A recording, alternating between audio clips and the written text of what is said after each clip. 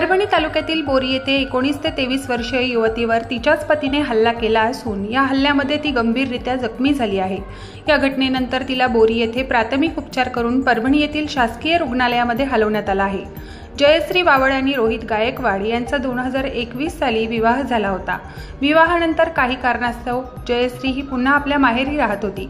तिचे शिक्षण देखील बंद झाले होते, परंतु माहेरी वापस आल्यानंतर तिने पुन्हा नव्या वर्गात प्रवेश घेतला। आज सकाळच्या सुमारास रोहित याने बोरी येथील ग्रामीण रुग्णालयाच्या परिसरामध्ये तिच्यावर हल्ला केलाय।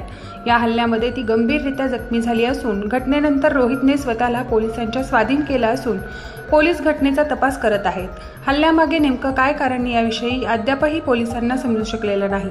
प्रतिनिधी रियाज कुरेशीसह मी अबोली जोशी, DLP न्यूज परभणी।